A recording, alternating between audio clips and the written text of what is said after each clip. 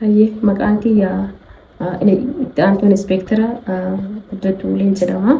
Ani kan hojjedhu aanaa Nageellee Arsii godina Arsii lixaati. Taateen guyyaa gaafa guyyaa sanii ta'ame taatee baay'ee garaa nama nyaatu.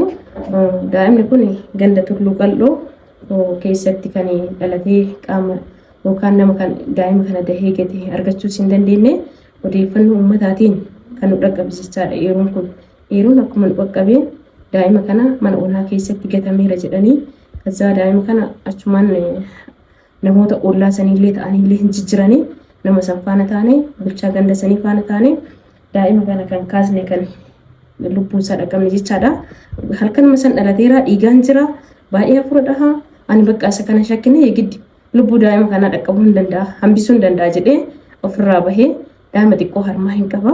Yegiddi daa'ima kana shakkines daa'ima kan harma kiyya kaasee daa'ima lubbuu kan daa'imni kun laafaa ta'eera laafeera daa'imichi daa'imni kun biyaansi haga aanan isaallee dhaqqabamu lubbuu daa'ima kana dhaqqabuu hin qaba jedhee harma kiyya kaasee itti kenne achumaan fuunee daa'ima kana gara hospitaalaatti fudhanne daa'imichi ammoo fayyaan isaallee baay'ee kan nama gammachisiisu.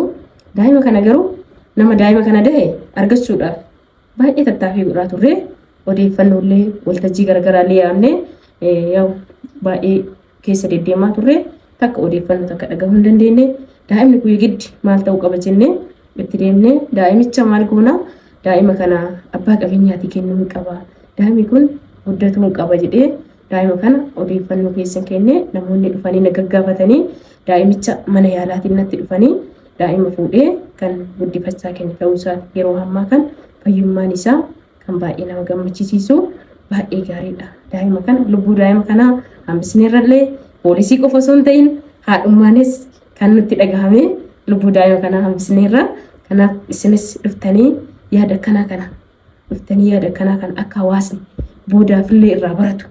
Daa'imni tokko erga dhalatee iyyuu biqqa daa'imni kun erga dhalatee waan inni dhalatee nu beekaniin carraa biyyattii tanaallee ta'ee giddi daa'imni kun carraa akka biyya Itoophiyaatiitti iyyuu daa'imni kun isa keessaa wanti tokko argamuu danda'a jennee bakka jirrutti haadhummaan abbummaan obbolowummaan nu dhagahamuu qaba. Ilmoo keenya isaatiif fannu deebi obboleewwan keenyas iddoo gahanii fi dargaggoota keenyas iddoo dhaqanitti haatiif fannu taatee akkanaa babbada ama kan safuu uummata keenyaa cabsu kanneen irraa ufaa eenyu ufaatis sinoo isiniin jedha. Kanaaf dhaamsi an qabu dargaggeessaa fi dargaggeettiidhaaf kan dabarsuu qabu. Kana akka qaama nageenyaatittis taateen akkanaa kun baay'ee ulfaataadha. Tokko ammoo seeraanillee nama gaafachisiisa. Lubbuu daa'ima kanaatiifis biyaansi haati sun yoo sodaattillee yookiin waan tokko jette daa'imni rakkoon qabu erga dhalatee iyyuu haati sun iyyuu hoo hin barbaadu jettee dhuftee jette daa'imni kun hin guddataa. Mootummas jira biyyatu jira nullee ammoo mootummaan nutti amanee abbummaadhaan bakkee kana nu kaa'eera nutti amaneera.